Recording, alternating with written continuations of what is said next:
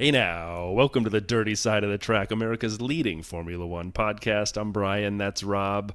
Today was the Mexican GP. We've actually started talking about it before we hit the record button, and I think we're going to disagree a little bit today. Welcome, Rob. How are you, man? I'm really good, thanks. I just flown back from the bar I was watching it in.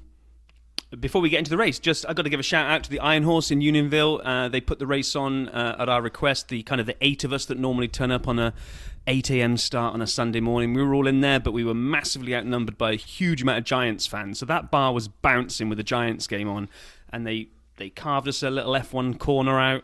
I turned up with 1 minute before the race started, and the bar manager saw me, and it was like you see in the movies where the VIP turns up. There was no way. It was standing room only. He saw me and my wife and my son, and he went and grabbed a table, brought it out, put it in front of the Formula One screen, 3 chairs, served us beer. It was amazing. Served your son beer? How old is he? Not my son. He's my designated driver. It's we got our own personal Uber now, so... Well, it's a good thing you enjoyed it at the bar, because I watched it from home, and I took a little Siesta Fiesta because I thought it was boring, but we'll talk more about it in a second. And by the way, that should be what we name the episode, Siesta Fiesta, but apparently we disagree on that. So before we hop into this week's action and even the news, a couple quick things about the US GP to close out from last week. Obviously, we didn't have time to do the fantasy update last week. We'll hit that towards the end, as we always do.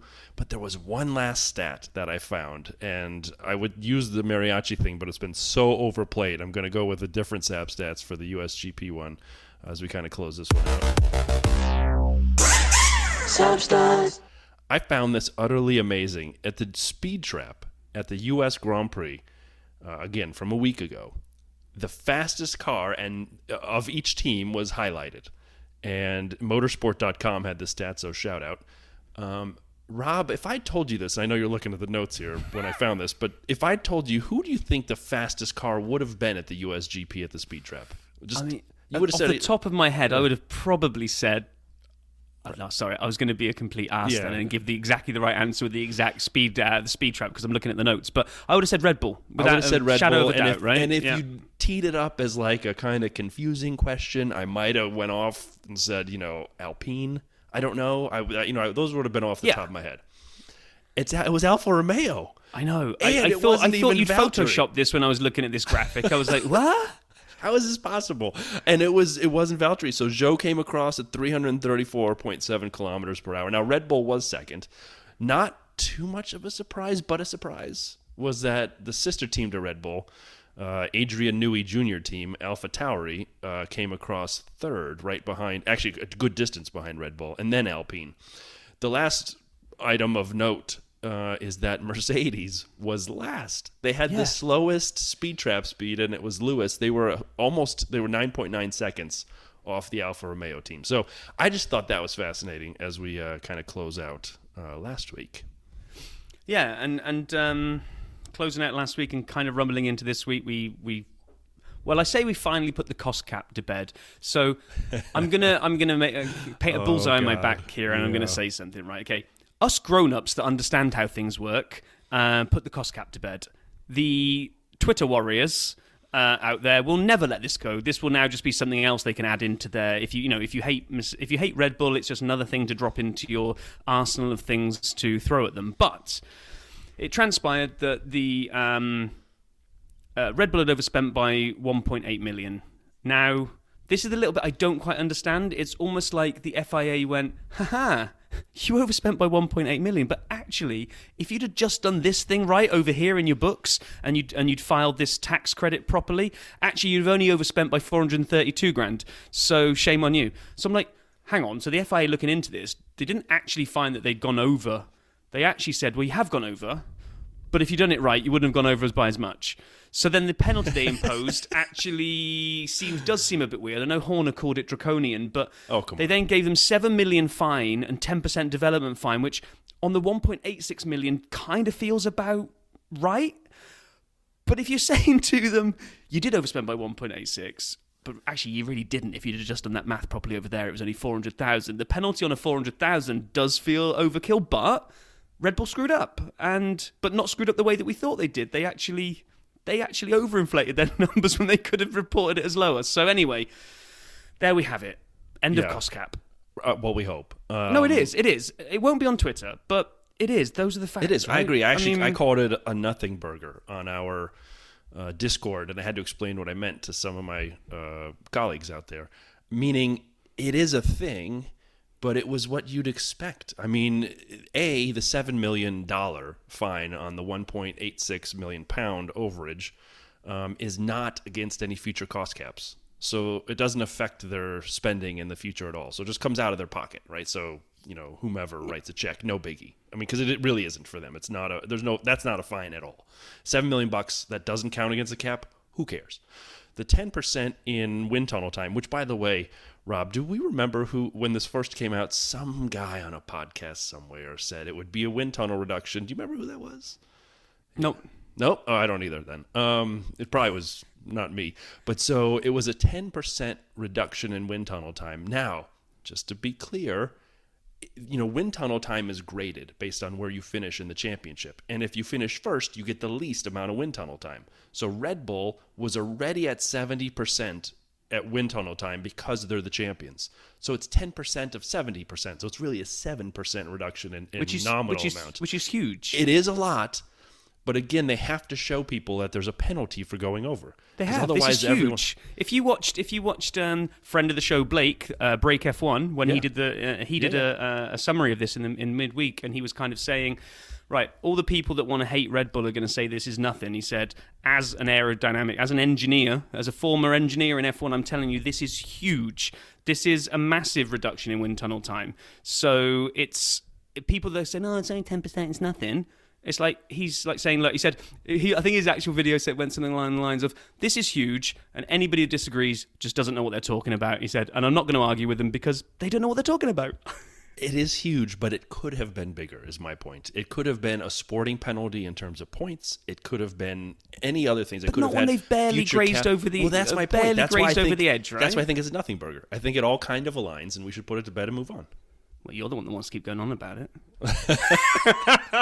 I just wanted people to know I'm just in a bad mood because I have to give you kudos, and I hate doing that. So the other piece was that we didn't, because the points hadn't come through last week. I know you said we're going to do the fantasy stuff later, but COTA was also the last round of Rob versus Brian the draft. And Brian won by an obscene amount. So it's the clean sweep. All four races in the draft were won by Brian. And looking back at this now, at that drunken moment in your basement when we pulled this out, and A, we screwed it up, but B, looking at it, oh my gosh, was this a case of heart rolling head? I kind of looked back down at my team I picked, and I was all in on Ferrari. And I'm laughing to myself, picking Ferraris, and you're not taking them. And you're scooping up all the Red Bulls. And here we are, X number of races later, and I'm, surprised that you kicked my butt? I Ferrari fanboyed too much and massively paid the penalty. So well done, Brian. Thank you. If you've got the little round of applause, yes, there it is. I had it ready to go before you even said it. No, I appreciate that. Yeah, but I think it's better that I asked for it rather than you just played it for yourself. Well, since I play all the sounds, it doesn't really matter. And then also this week, something else that became clear from last week was the Fernando Alonso penalty for turning his car into Knight Rider. By the way, so Natural Paradigm on Twitter, Bryson Sullivan, had a couple of really good analytical views of Fernando and what he did as he went airborne. In terms of slamming the brakes. Now, again, these are reactions. I don't think Fernando thought if I slam the brakes, maybe it'll yank the front end down. Maybe he did. I mean, he's amazing. But he slammed those brakes, and it kind of slowed his upwards trajectory a bit, potentially. Who really knows? But then the best part is he's in the air and he's steering. I mean, that is so good. That is video game Brian. When I'm in the air on things and I'm turning the controller. And anyway, so the point is he'd gotten a penalty for driving without a mirror, which I think Haas protested. It wasn't driving without a mirror. It was because it was obviously loose, and when he came into the pits, they didn't rectify it, even though it was obviously they didn't yank loose. It off. They left him go back out, then it came free. And I got to be honest, and we slap on our wrist, we didn't even call it out on the episode last week, but when that thing popped off and it didn't go to the wall side of the track, it went to the middle of the track and bounced around a bit. That really should have given me flashbacks to when Massa had the loose spring go through his helmet, right? Now, I know it's a mirror and it didn't come off as much speed, but you can understand why that is something that they should get penalised for. We thought. But you shouldn't have another team be the police and call it out after the fact. No, and this is the problem, and this is where the whole thing unravelled, wasn't it? Was that Haas kind of rightly said, "Hang on a minute, we seem to get penalised every time. Black and oranges every other race. Every time we even think a piece might fall off our car, before it even has, you guys black and orange flag us, and we have to come in. Yet Perez is riding around with a front wing hanging off, and you're not giving him anything. Right. Alonso's leaving debris everywhere and throwing mirrors at people. This isn't fair." But apparently they lodged that request or appeal after the cut-off time for lodging an appeal. But the FIA went, "Oh, go on, Haas. Go on. We like you. We like Gunther and his boat, so we'll hold the appeal," and Alonso got a penalty. Until Alonso comes along and goes, well, I guess his team, "But hang on a minute, you guys are playing by the rules this year," and Haas didn't lodge their appeal until after the cut-off time, at which point the FIA folded yet again, like they seem to this time around. They went, "Oh, yeah, you're right, Alonso. Yeah, sorry, Haas. We're going to put it back how it was." Which was just chaos for fantasy F1 because it takes like 5 hours for them to figure out a point anyway. And then they had to take it away and then add it back. It was all a big mess. But you know what? It's just a good reminder that, and we're about to talk about it. You want to talk about the WTF1 video that actually talks about the car? Yeah, I mean, I think we're into kind of the video roundups now, right? So me, for once, putting one in there. I have a couple. I was watching the WTF Best Internet Reactions. It's always good. If you ever check that video out, it's always good when they highlight these. But they flashed up a picture of a Nokia 3310. Which for some of our listeners will not know what that is. And this is exactly what he says on the video. He's like, Alpine turned their car into one of these and flashed it up. He said, and if you're too young to know what this was basically the most indestructible phone in the world. You know, after a nuclear holocaust, the only things left would be Nokia 3310s. It's just indestructible, and that just made me laugh. I was absolutely laughing to myself then because I was like, yeah, that's exactly what Alpine's car turned into. But I mean, how does that happen? Like, just in all seriousness, right? We talked about this then. We did mention this on the podcast last week. Fernando's front end is very high in the air and slams down into the wall, and he keeps driving. And he finishes the race, sans mirror. But Lewis in Spa hits Fernando, goes airborne in the rear, slams down, race over. Today, we saw Yuki ejected into the air, and then the next thing you know, from Ricardo, and the next thing you know, he's out. Terminal challenges. Fernando's was, I think, worse than those two, and he just motored on. But yet today, no reliability when he's perfectly fine. I don't understand. Like, the gremlins that exist will always confound me. I think it comes down to that good old-fashioned thing of luck, pure probably. Luck. I think Alonso's car comes down like almost flat, and there's no kind of real bouncing around, so maybe everything stays intact. You know, Lewis's, when he rode up and over it, kind of car was all tilted up on one side, so one side came down way harder than the other. Who knows? Yeah, it is luck. That's just George. He hit Carlos last week at the first lap and went right into a cooler, and forget it. Yep. Anyway, other videos. This week, I got some feedback from you all that you really enjoy hearing about some of the videos, but we got to be more diverse. So, all right, I'm covering other places, and not only that, I'm digging deeper for the Dirty Siders than ever before. So first off, F1 Driver Challenge, Power to React, Sentinel 1 Power Play. This was from the, and I quote, Aston Martin Aramco Cognizant F1 Team Channel. That is too long a name. We know that's the name of your team. Don't call it the full name. It's YouTube. But anyway, it's 5 minutes. Check it out. I'm going to give you the answers. So if you don't want to know and you want to watch, fast forward 30 seconds or 15 seconds. But basically, it's who can hit the lights the fastest. Seb versus Lance. Seb kicked his butt.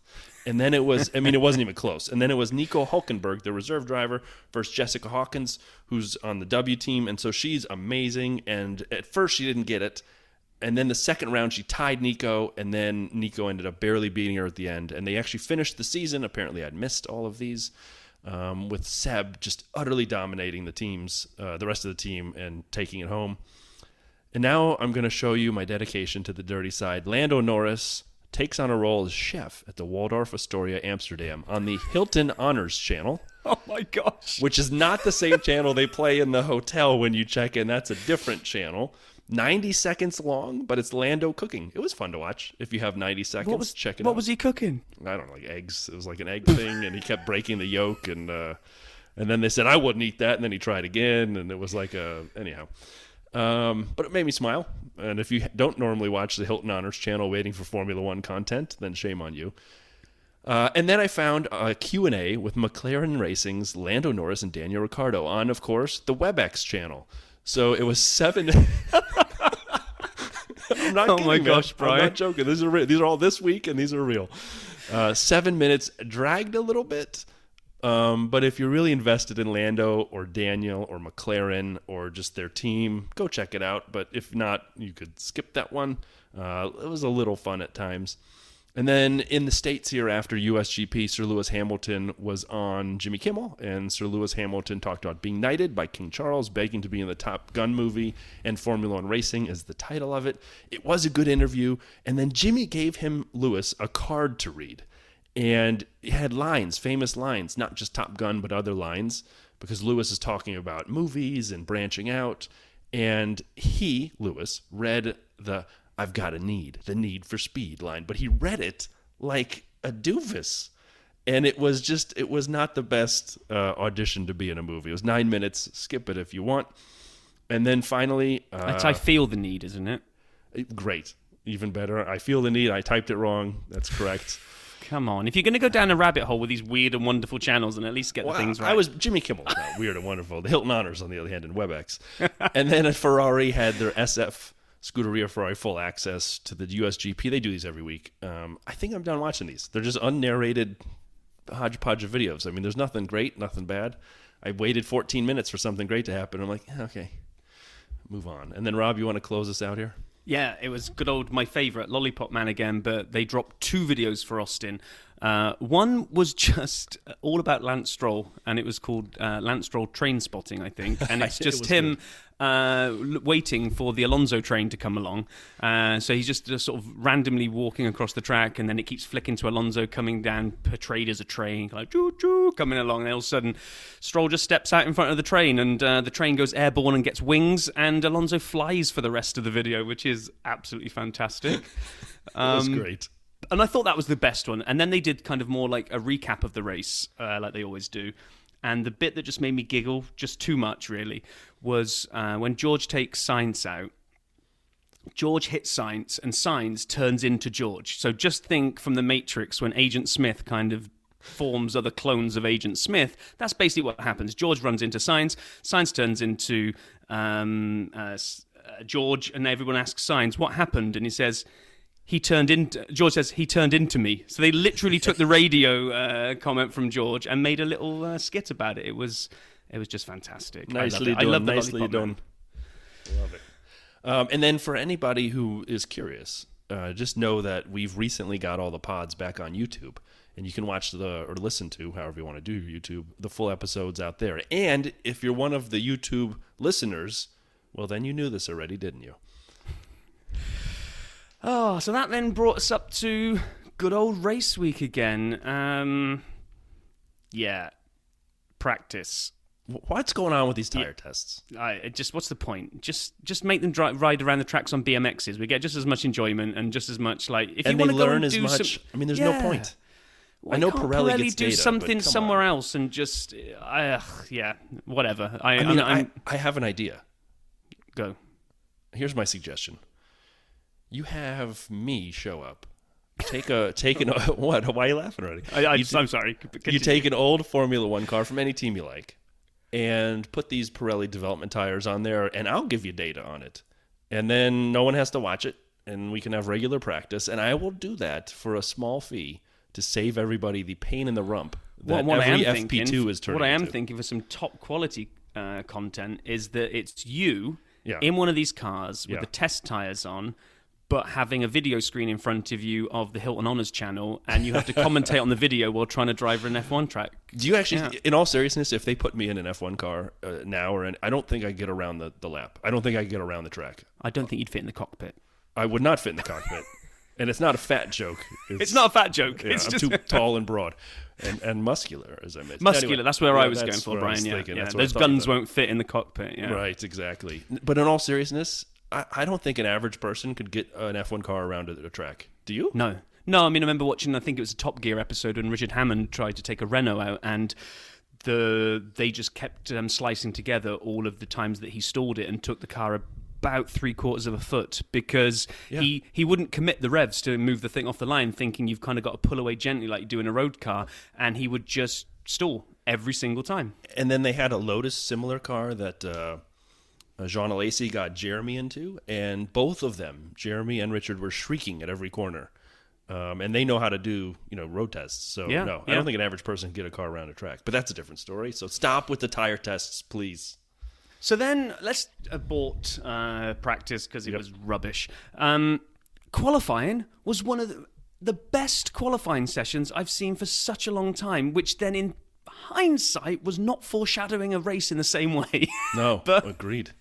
So it was just all kind of out of order. We had Bottas looking amazingly quick in Q1.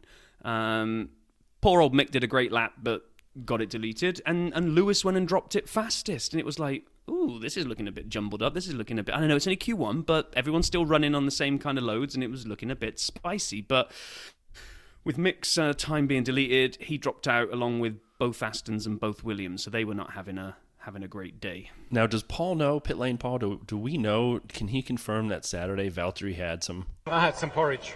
Because he was on fire on Saturday. I mean, that was old Valtteri. Did anyone tell Valtteri he wasn't in a Mercedes anymore? Because he was out there just putting in bombs. Oh, he was. And the whole Saturday. Yeah. And then Q2 came along, and it was like, it wasn't a fluke. Valtteri goes and throws it into... he was third to start just, early. Yeah, it was just fantastic. And everybody looked... It was really kind of thinking, well, which way is this going to go? It actually started looking like a Red Bull, Ferrari, Mercedes, and real outside bet Valtteri as kind of some kind of shootout. But we lost the other Haas, which in hindsight, when they spoke to Gunther on the wall, was the wrong way round because Mag had K-Mag had the penalty, so it kind of they would have been better off having Mick go through. But you can't really engineer that on the last lap of a quali session. So we lost K-Mag, Gasly, Yuki Zhou, and Danny Rick. And brake issues started coming up. You remember last week at the USGP, Lewis was having his brakes changed on the grid. Yes. And then we hear George in qualifying talking about the brakes. Lando had brake problems. The brakes are becoming a challenge at the end of the year, and I don't know why. It's a weird, and it's not just a complaint. I mean, it's actual problems with warping and the functioning of the brakes. I haven't seen this many brake problems crop up at the same time. But anyway, we moved to Q3. Lewis lost the time. George, Checo, the Ferraris were sliding like crazy through almost all of qualifying, but really were struggling. And they kept riding the same curb, and they kept sliding off of it, and even doing that during the race. And it was just it was fun to watch. I will say, we had Max, George, Lewis, Checo, Carlos, and then Valtteri ahead of Charles, which was a foreshadowing for Ferrari, the works team, being bad. Lando, Fernando, and then Esteban. And here's my last note on qualifying. They played the Mariachi F1 tune, which we use a lot on this here podcast. I stole this a long time ago, and now F1 wants it back.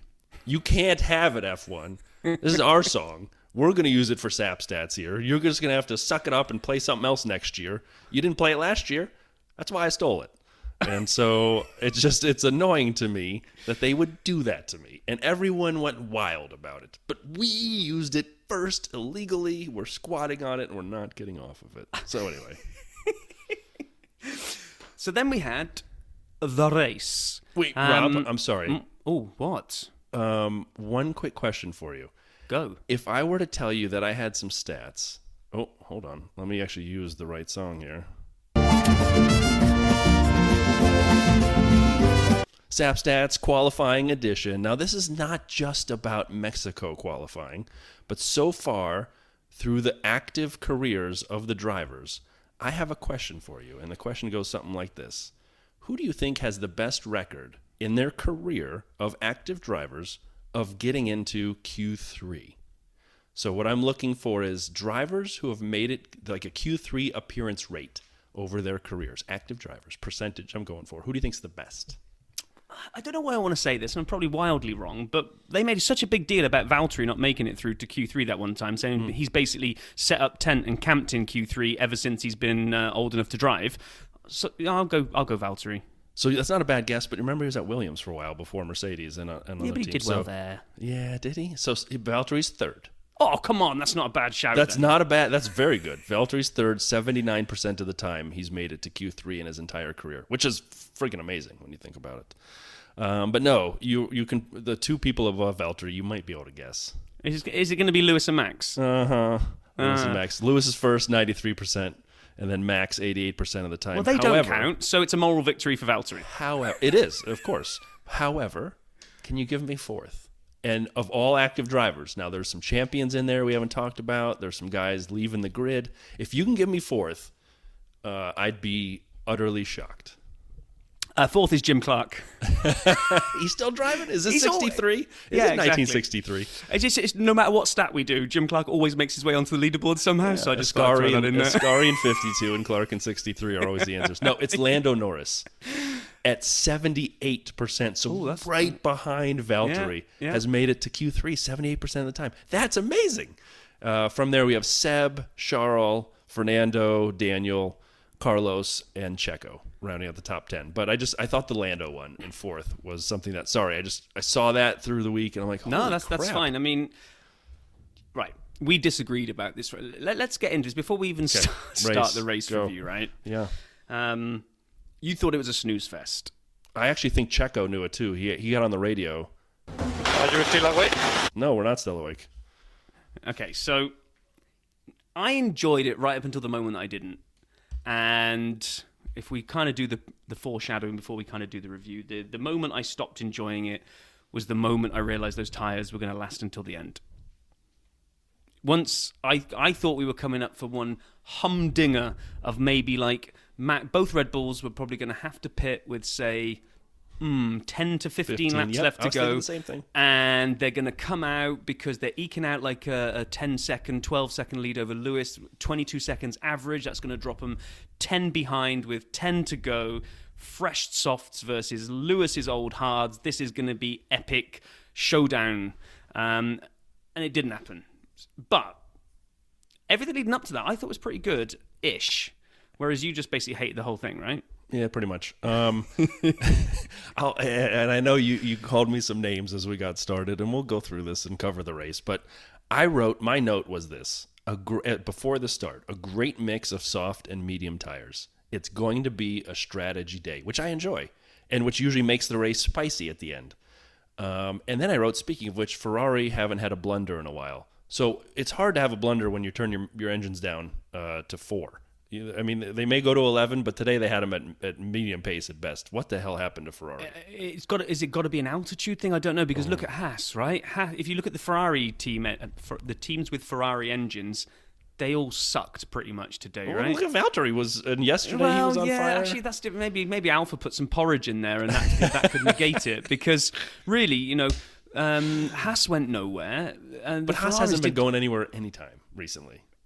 Yeah, they were threatening points last week. They finished what? They finished 11th and 12th last week. Whereas here they were basically getting caught by Latifi this week. No, Latifi was 2 laps down and they rolled. No, but at one point Latifi put a move on K-Mag, I think it was, right? It's like, what the hell's going on at Haas there? And then you look a little bit higher up the leaderboard and you're like, hang on a minute, Ferrari you often use the whole witness protection thing early in the season about George. We never saw them, right? I think I wrote a note here at lap 19. They are in the Ferraris are actually on the track. We had no idea. They were so far back.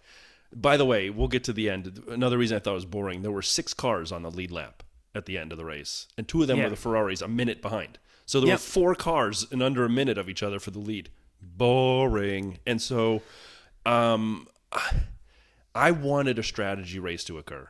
And I was hoping the soft tires and then some mediums would require, as you said, a pit. And so I'm with you. Let's go in that order. And so what did we end up doing? We ended up with a bit of a mixture at the front where we had some people on softs and some people on mediums. And what was therefore blatantly going to happen was the soft runners are going to start pulling away. The medium runners are going to try to do damage limitation but extend the stint and hope to pit later and blah, blah, blah, blah, blah. So it was probably never set up for lots of close racing right from the beginning, because that's what kind of started to happen, was that we had a couple of places towards the back we were getting some people getting feisty, but really it was all about Max disappears off a little bit, Lewis tries to anchor him back, sort of stays within sort of 2.5 seconds, but he's not going to catch him because he's on the mediums. But then it was interesting that Perez didn't really seem to be able to catch Lewis either, even though he was on the softs. Yeah, but they all went rocketing past George, who had a bad first lap. Agree, but I was surprised to see Max not pulling out more on Lewis and Perez not eating into Lewis because they were on the mediums, right? Agreed. So, but Perez is not apparently, and he's a great driver. You know I love Checo, but he's not Lewis. No, I know, but Which is why he couldn't catch him. Max isn't pulling out on Lewis either. We're looking at about he quite quickly made a 1.8 second, then it just stayed around 2 to 2.5 for about 10 laps. Which is why I'm excited for Lewis in Brazil, because what you're saying is effectively Mercedes might have a car now. No, yeah, he finished 15 seconds behind him. And the track similarity. Anyway, we'll get to Brazil later, but the track similarities, the layout's exceptionally similar. A little bit of twisty turny, long badass straight. Max is going to win that as well. But anyway, we'll get there. So yeah, we just kind of got like a lot of. Well, I'll use your phrase, Brian. We had a bit of a nothing burger while we were waiting for the strategy to kick into gear. We hit it early. And then around the 20-ishes, we start getting the stops kicking in. I thought, well, this is now where everything's going to get a little bit spicy. And this is when you disappeared offline and went on radio, didn't you? I did. I had to. But hold on. You're missing the Gasly penalty. Can we go back to that for a second? Yeah, if we're sure. going to pick out the things that actually happened. So, first off, the gas man was running near the back. It was, at one point on lap 5, it was the 2 Williams, the 2 Haas, the 2 Astons, and the gas man, not in that order.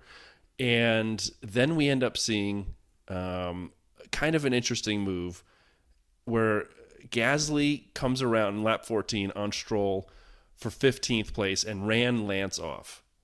And I mean, he ran him off. It was like, it was a move we've seen done a lot of times where you can't really make the move happen on track and you have to kind of outbrake someone on the inside and force both people off. And so they take some 4 laps to figure this out, and then they gave him a 5-second penalty. I really didn't like that. No, but that's the new rule, isn't it?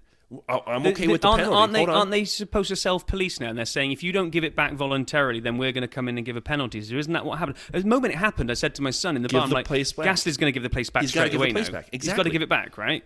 So I think that would have been a better penalty if he'd immediately given the place back and then tried to overtake Lance later. But that's on them and the team, right? They should have told him to... But I think the bigger penalty... So I'm with you. The rule is if you push the guy off, if you do that, that's new this year. If you run off, taking the position like that, you have to give it back. I think they should just made him give it back. Like who made him give Gasly? It back? I think they should have just said you waited too long. Still give it back. It would have been a bigger penalty for him to slow up. That's not the penalty, though, is it?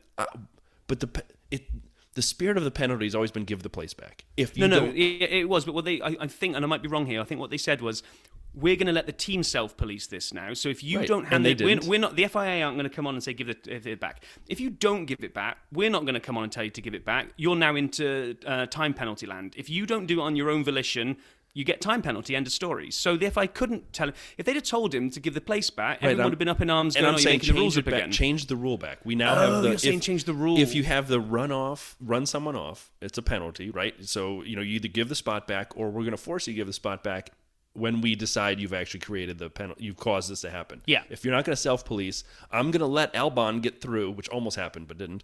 I'm going to let Albon get through on Lance, and now you're going to have to give back 2 spots. I'd like to see it be more penal. I'd like to see it be on-track penalty, not a time penalty served either after the race or in the pits. Personally, that's the way I would have preferred. They kept the new rule for determining it is a penalty or it is a foul, and either you self-police or we'll make you do it when we get a chance to look at it. That's the way I'd like to see it done. Sorry. I thought that was interesting because, as I said, it's the first time I've seen it done this way where the time penalty is used for forcing someone off. Yeah, it hasn't actually happened too much this year, really, has it? No, the forcing off things. So it seemed to be like all that was happening last year. We just right, exactly. And so that was the first one that I can remember with the time penalty where they didn't give the spot back. Sorry, go back to the pit stop. No, that's fine. Then we had the pit stops come on, and all of a sudden Ferrari got on TV. But this is only because the Red Bulls pitted and came out behind the Ferraris and made very light work of then just slicing past them. So we just basically saw Perez come cruising up to past Leclerc, flew past him, much to the delight of the crowd, and then we watched the Ferrari disappear into the background, and we didn't really see them ever again. But at least it was nice to know they were still in the race. Lewis came in and went on to hards, and this is where I was like, this is the strategy call now. They go into hards, they eat the mediums out longer.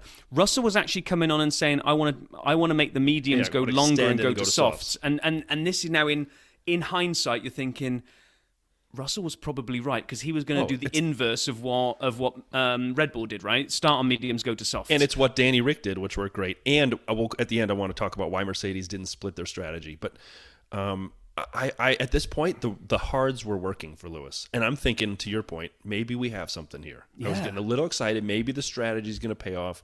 I was really hoping it would. And then obviously it didn't. Yeah, and then the race kind of really woke up at this point now with the first set of stops out the way and people jostling for position. We had a Bottas, Ocon, Zhou. They were kind of all over each other. Bottas, I think, when he first came out on his hards, they just didn't seem to light up quick enough, and Ocon got him, but then he was kind of like not going to let him go. All of a sudden, the tyres seemed to wake up within about a lap of him being overtaken, and he was suddenly charging him back down again. Zhou, I don't know, did you see the overtake when... Yeah. It looked like he pulled over to let them past. It didn't look like he just surrendered it because he knew he was going to get done and didn't want to potentially make it difficult because maybe Valtteri was one of the two coming up behind him. It was just a really lame, like, okay, I'm going to pull over. You two can go past. I thought Zhou could have defended harder there, but... Well, Zhou and Vettel then got into it a couple laps, like 5-10 laps later. That was some good racing. Did you see that? That was back and forth, couple laps. God, guys like Seb... From last week on K-Mag at the end, you remember that? And K-Mag was like, it was an honor to race against him like that for the end at the last couple laps. Watching Seb race reminds me of Kimi last year, where you knew you could throw it in against him as long as you were both fair. He'd race as hard as he could, never ran you off the track. You didn't have to worry about him doing something stupid. And Seb, well, a lot of drivers you have to worry about. I was going to say, talking of doing stupid things, what was Danny Rick doing when he was trying to take looking? Did he not notice he was in front of him too? So it's not like he didn't see him. It's not like he wasn't. What did he do? And by the way, here's my other problem with the 5-second penalty for Pierre. Pierre barely went off the track to make that move happen, within a few feet. And yes, he ran Lance off, but he almost stayed on himself. He got a 5-second penalty. Danny Rick turned in hard on Yuki. Turned in hard on Yuki, ruined his race, broke his car. He had to retire. 10-second penalty. But those are too close together. He carried on pushing him. It was... I'm going to keep pushing you off the way. Yeah, those are too close together. That there should be a bigger delta between those penalties in my humble estimation. And so I think the 5 is too much because the 10 feels right. But anyway. Well, I don't know what he's doing. You're not going to let it go, are you? No, I hated that move. It's like the tires in Q2. Those should be the tires you have to start the race on. Okay, we're moving on. Oof. Then Danny Rick was on fire, right? At this point, he's knocking people off the track. It's like he's on softs now, isn't he? Everyone else on hards around him. I'm taking you, and I'm taking you, and I'll take both of you Alpines, and I'm taking you. And he's at one point the last person on the lead lap. He's like, I can race the leaders, and then they're like, yeah, you still got a blue flag. But it was amazing. He was driver of the day. Do you know that? Yeah. Where did he end up finishing? I pinged you on this because you but he finished 7th, and then he had 10 seconds. Even with the penalty, he still finished 7th. Did he finish 10 seconds ahead of Vape, yes. Did he? Okay. Yeah. I didn't realise that. Yeah, amazing. Fantastic. When's the last time a McLaren's been 7th and the driver wasn't named Lando Norris? Because that's been his spot the whole year. But at the same time this was happening, Lewis came on the radio with the message that we all knew was now beginning to unfold. They're going to make these mediums last to the end. And our hards suck. And they're...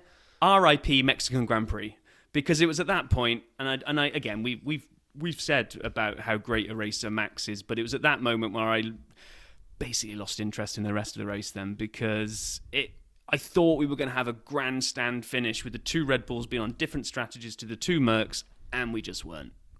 You held out hope to make it to the to the 50s.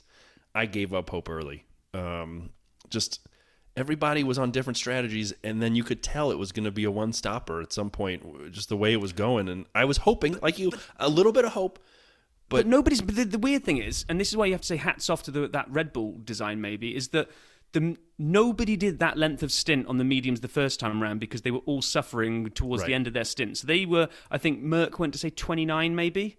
Not many people went beyond that. I think Alonso went to maybe 30. He was a late pitter, but I'm not quite sure what tyres he started, and he must have started on mediums. So it didn't look like the mediums had that amount of life in them. So when they pitted on whatever it was, there were 40 laps left, I think, maybe even more than that.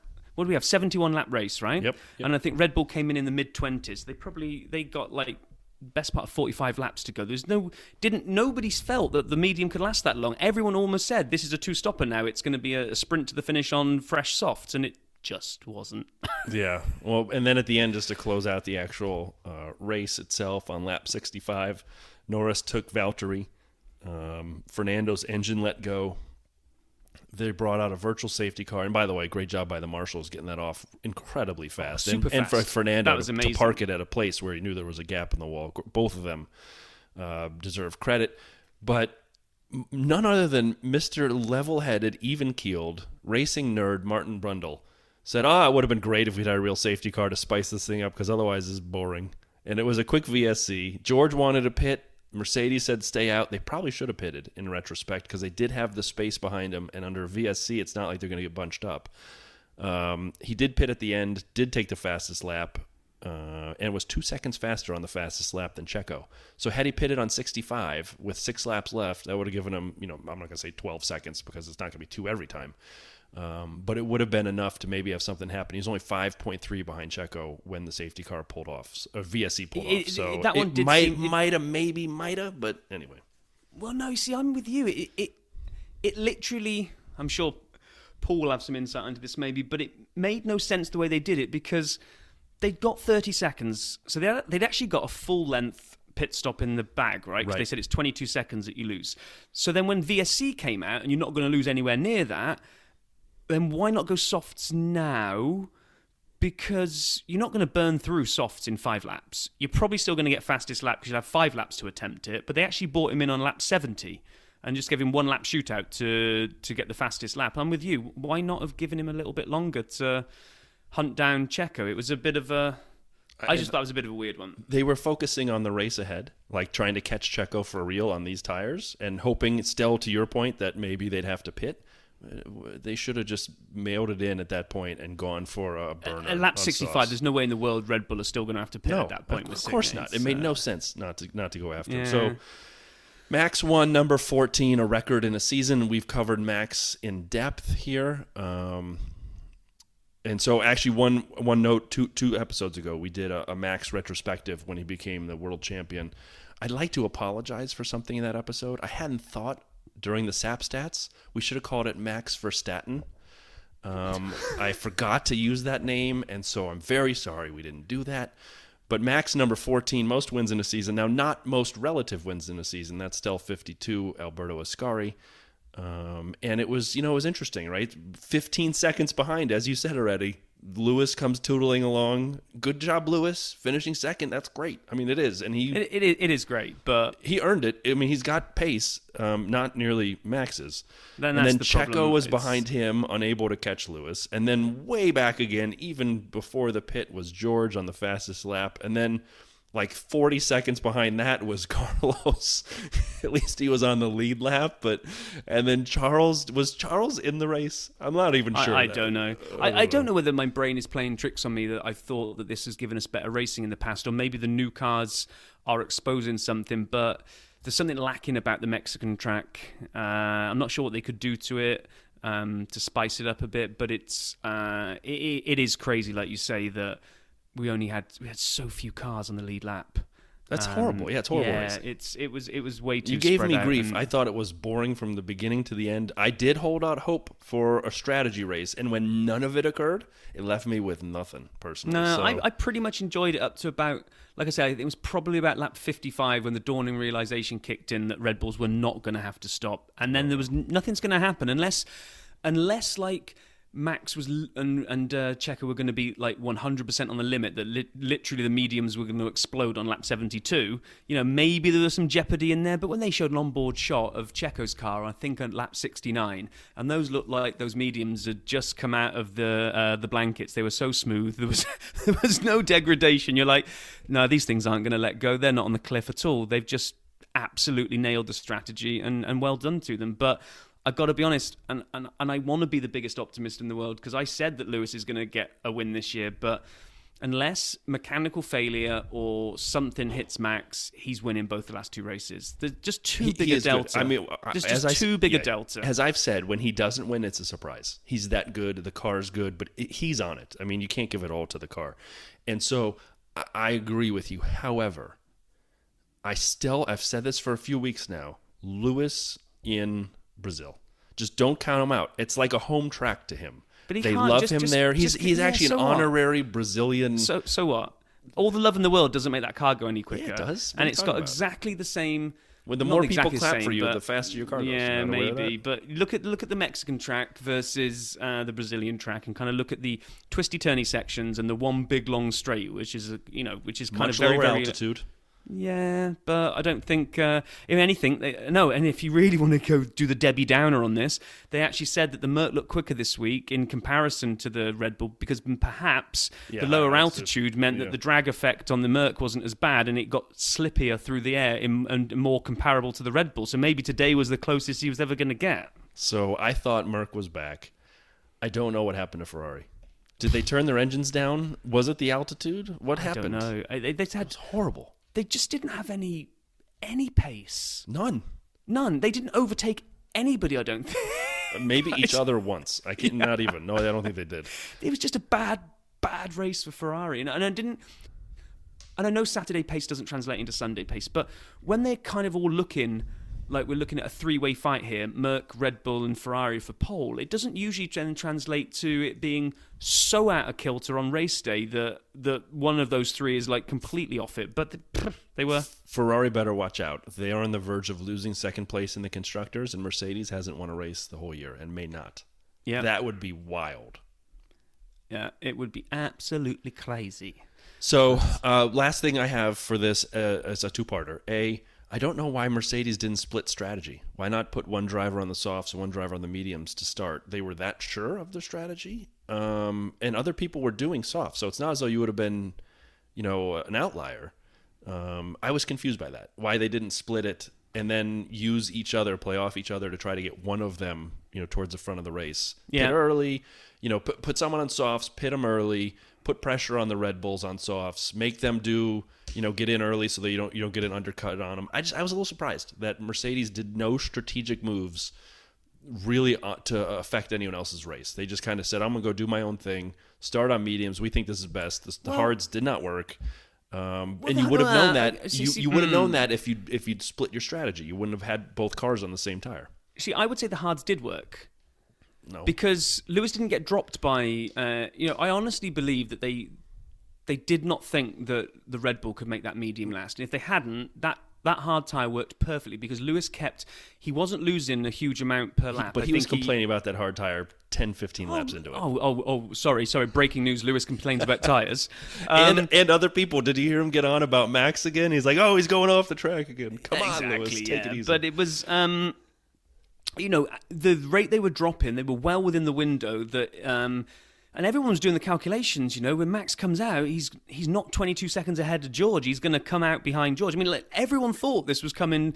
That had to be a two-stop. So anyway, that just depresses me that it didn't happen. So let's move on and should we see what Mr. Pitlane Paul thought of the whole thing? Actually, I have one last suggestion, and sorry, I'd like to rename this race Mexinonico, because it was a procession. Does that even mean? It was a procession like Monaco, but it was in Mexico, and so you put those two together, and it's Mexinonico. I think you spent too long looking at the Hilton channel, and it's dumbed your brain down. I don't even know what that means. We're doing this. I combine the words. It's a portmanteau. Anyway, so we downloaded Paul's review real fast, but we are recording this right after the race so that we can watch the Packer game. So this will be as much a surprise to us as you all. Paul, what did you think? Hey guys. So, that was Mexico. To be honest with you, a race that promised much, delivered pretty little actually. It's the second city in the world, the largest number of museums, which in fairness would have been better viewing than that race. It just didn't get going in my opinion. Mexico, where the race is held, actually builds on a lake and sinks around 12 centimetres a year, which is around how much I sank in my chair watching it, to be honest with you.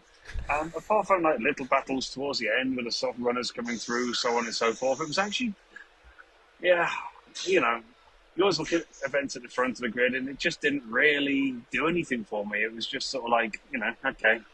And then the rest was a bit of a tyre gamble. There wasn't even a safety car. We threatened the safety car towards the end, which would have made Ricciardo's run irrelevant, but, there we go.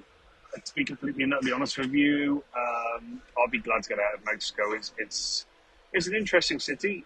I have a weird phobia of people in face masks. So with the Day of the Dead festival on over the weekend, it's been pretty traumatic for me.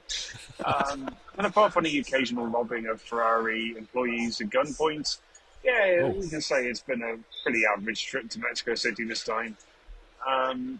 Friday summed everything up with another pointless, boring Pirelli tyre test. Thank you. Qualifying. My guy Bottas, he did very well. Bottas, Valtteri.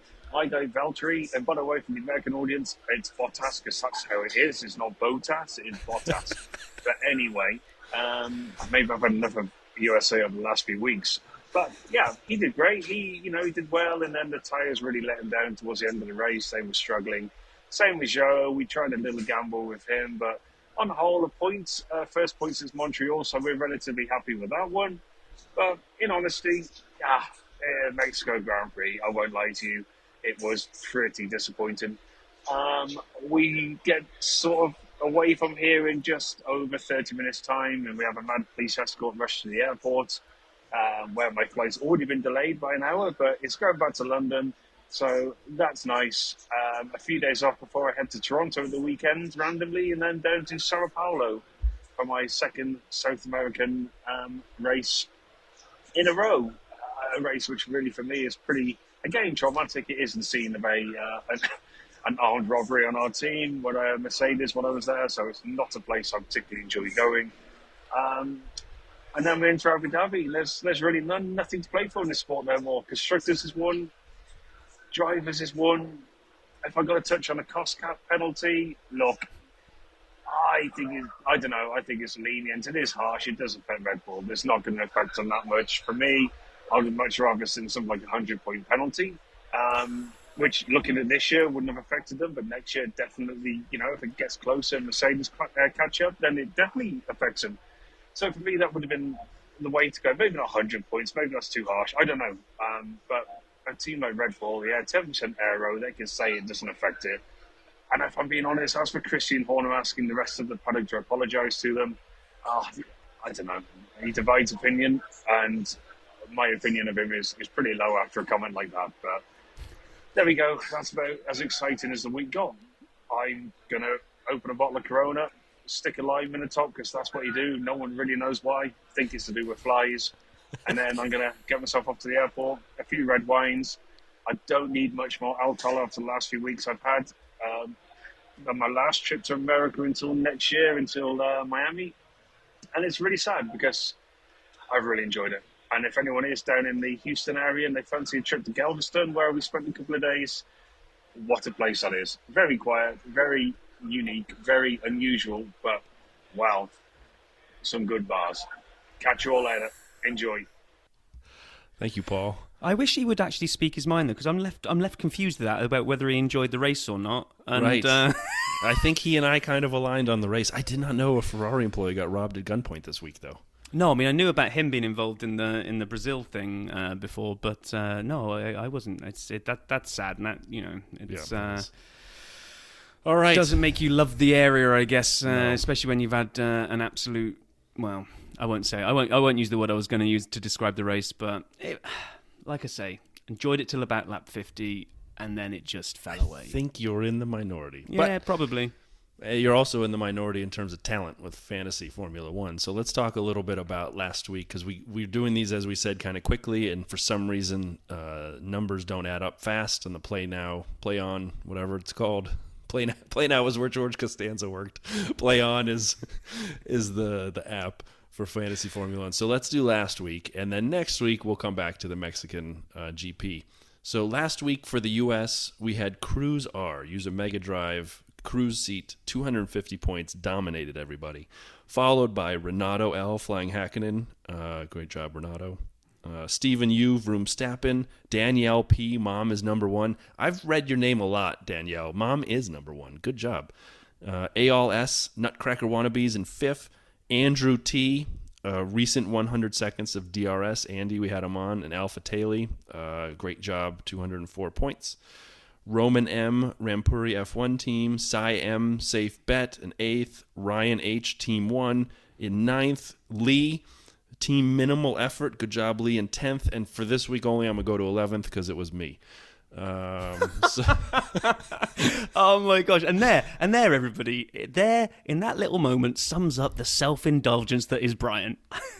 I'm not doing like rounds of applause for 11th. I'm just saying. But nobody, we never do anything beyond the top 10, but because you're 11th. Yeah, and I got the mic.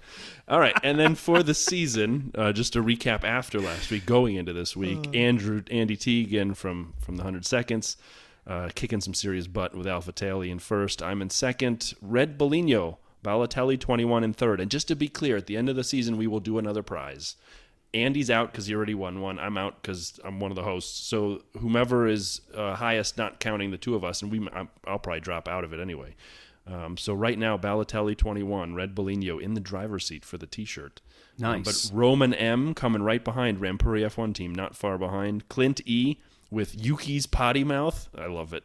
Renato L flying Hakkinen also right in there. Vanch J team 1. Tomas H. You always make me try to pronounce this. Nazrak Nadamnik.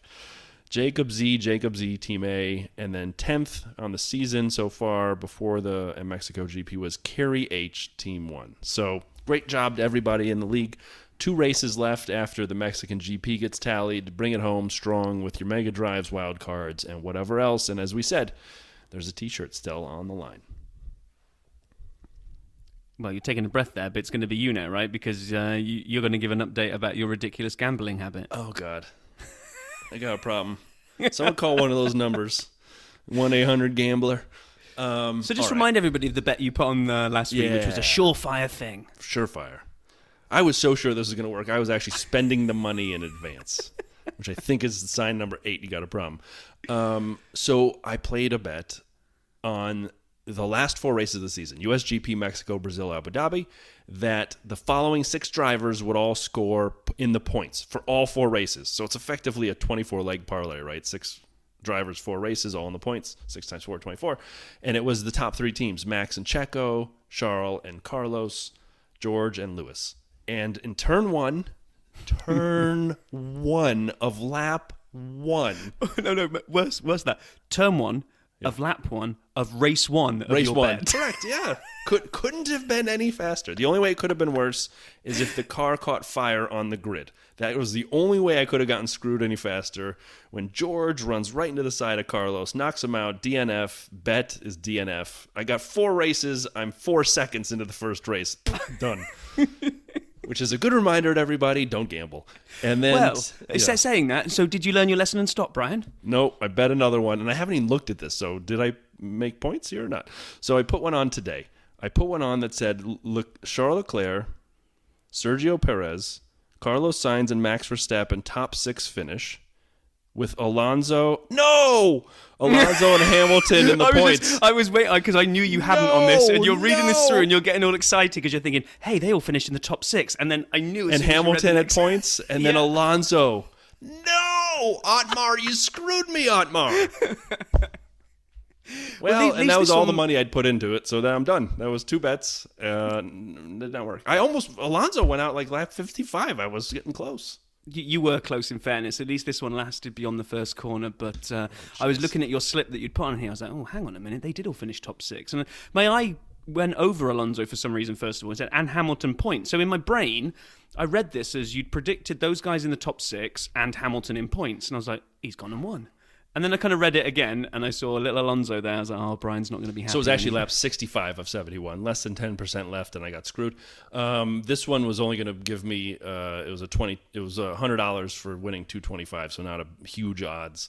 Last one, the one that I lost 4 seconds in, was humongous odds. That's why I took it. It was like I put in $100, would have won $2,200. But so anyway, I lost $200, which I really didn't have, and life goes on, and I'll be eating ramen noodles for a couple weeks, as will the rest of my family, because of Fernando Alonso's reliability. Thanks, Otmar. Yes, Fernando Alonso's reliability, not your reliability with betting. No, I nailed it. Fernando was on it. He knew he had to come through for me, and then Otmar couldn't get the team to make an engine that worked. Okay. I mean, I'm sure if somewhere else on that list of things that mean you got a problem is the denying that you have a problem, right? I'm done. I don't have any more money for it. So the good news is the well is dry. next year I'll be back at it. Oh, right. Okay, so that summed up what, even if I was trying to pick the silver lining out of it, we all know it wasn't a great spectacle at the end there. Hats off to Max. Well done. 14 wins.